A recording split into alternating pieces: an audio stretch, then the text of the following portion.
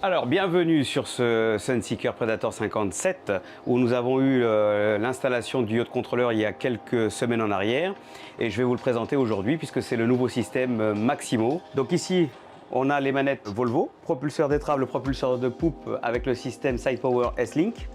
Et ici, nous avons donc la télécommande sur son socle de recharge. C'est un socle de recharge sans fil sur lequel vous pouvez insérer votre téléphone portable pour le mettre à recharger. La nouvelle télécommande donc Maximo, elle a comme nouveauté aujourd'hui qu'il y a un scanner donc dans le système de réception.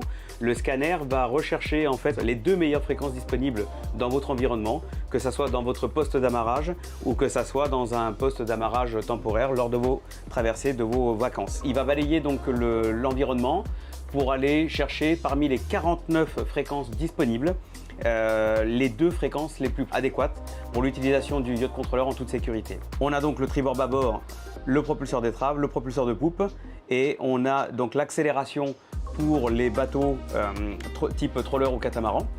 Et puis vous avez également le mode automatique, on l'active avec le bouton A. Vous voyez qu'ici vous avez la LED qui s'allume. Ça veut dire que le mode automatique est activé. Et là, il y a une émulation joystick. L'émulation joystick, ça veut dire si j'envoie le propulseur d'étrave sur la droite, je vais envoyer les deux propulseurs en même temps. Donc je vais obtenir un déplacement latéral. Si j'envoie le moteur bâbord en marche avant, je vais obtenir un déplacement vers 1 heure à 45 degrés. Il va actionner les deux propulseurs et le moteur pour obtenir un déplacement à 45 degrés. Si j'actionne que le propulseur arrière, je vais inverser les moteurs et les propulseurs pour faire une rotation complète du navire avec les deux moteurs et les deux propulseurs, donc rotation rapide. Donc j'ai complètement une émulation joystick grâce au mode automatique. Donc le système yacht contrôleur, il est ici et donc vous l'utilisez et vous l'activez avec cet interrupteur que l'on a installé au poste de pilotage. Une fois que le yacht contrôleur est activé, vous perdez la main sur la manette. C'est-à-dire que c'est considéré par le système que vous avez à bord de votre bateau comme un deuxième ou un troisième, voire même un quatrième poste de commande. On va démarrer les moteurs pour que je puisse vous montrer un petit peu comment ça fonctionne. On est donc en position actuelle avec les moteurs allumés, propulseur d'étrave, propulseur de poupe activé également. Et je vais donc maintenant activer le yacht contrôleur. On attend une vingtaine de secondes, le système est en train de se mettre en place et il est en train de vérifier que tout fonctionne correctement, qu'il n'y a pas d'erreur dans le système Volvo. On entend cette alarme, j'active le yacht contrôleur ici et je prends la main. Maintenant on a un petit bip, discontinue. J'appuie 2 fois, c'est la sécurité enfant. Ici,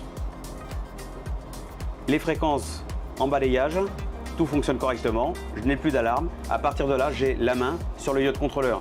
On va aller à l'avant du bateau pour voir le propulseur d'étrave.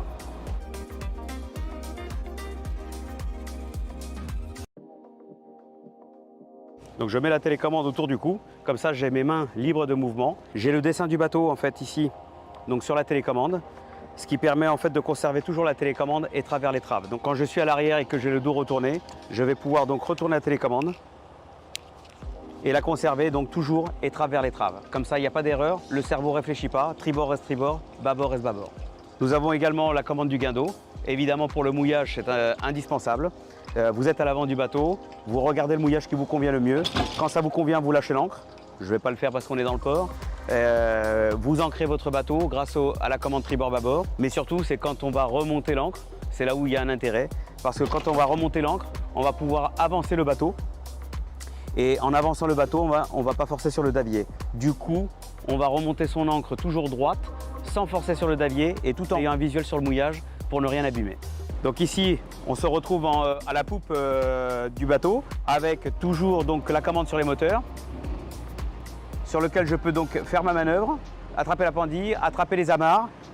Le propulseur de poupe également, j'ai sa commande ici.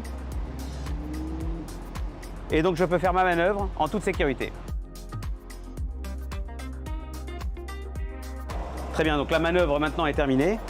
On va donc pouvoir repasser au poste de pilotage, éteindre le système et reprendre la main sur les moteurs ou les éteindre. Je vous retrouve ici au poste de pilotage, ma manœuvre est finie. Je ne m'occupe pas de la télécommande pour l'instant, je vais simplement éteindre le système yacht contrôleur sur l'interrupteur.